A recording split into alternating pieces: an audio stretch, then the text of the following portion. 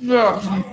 All right, Connor, congratulations on the victory. Thank you. You sort of talked about it there with the whole weight mishap with your opponent and all that. Yep. What was going through your head when they're like, actually, the fight's going to be a weight class above? It was kind of like what happened a couple of years back with Paulo Costa and Marvin Vittori. Remember during fight week, Costa, Yeah. did that kind of go through your head when that happened? Not exactly, because like I said, I wasn't supposed to fight Kye originally. Yeah.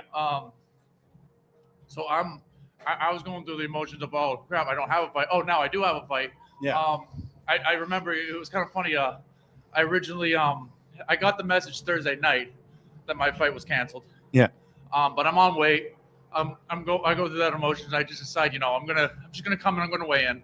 Yeah. At least that way I can say I did everything in my power. Mhm. And actually, Povir and my coach Danny were able to text me right before I was going to come here. And they say, "Hey, stay on weight. We might have somebody." And it was just like the flip of the switch. It was like, now I'm excited again. Yeah. I get to fight again.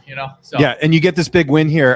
Congrats on the victory. Could tonight gone any better in terms of just going out there, all the circumstances considered, right?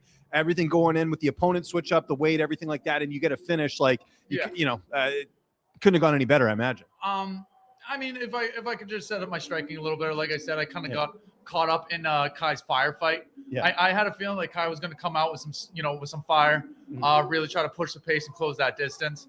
I was just thinking I was going to be able to weather that storm a little better. I'll give it to him. He was really strong, really powerful, clipped me good in the nose, and I actually never really started bleeding like that before. And so when I saw when I was clenching up, when I saw the blood dripping on the floor, I was like, "Oh crap, you got to be kidding me!" But I was able to just kind of push through it, keep fighting, and get the win. So I'm very happy I was able to fall back on my jiu-jitsu and let it get me the victory. Yeah, I know you mentioned to Randy you're sort of taking it one fight at a time, but I noticed you haven't fought since May of last year. I'm sure you wanted to fight a bit sooner than that. Is there sort of like an ideal timeline for you this year? Maybe get like 3 fights in, or what would be like a good calendar year for you, do you think? I mean, I'm not exactly sure on that. I got a couple of things I got to take care of after this, but I definitely want to get back in here, again this year. And like I said, take it one fight at a time. Maybe it comes back in May, maybe over the summer, but we'll see where we go. And right now, like I said, I'm gonna help my teammates get ready for their fights. Then we're gonna get back into training next week, and like I said, take it from there. How are you celebrating the win tonight?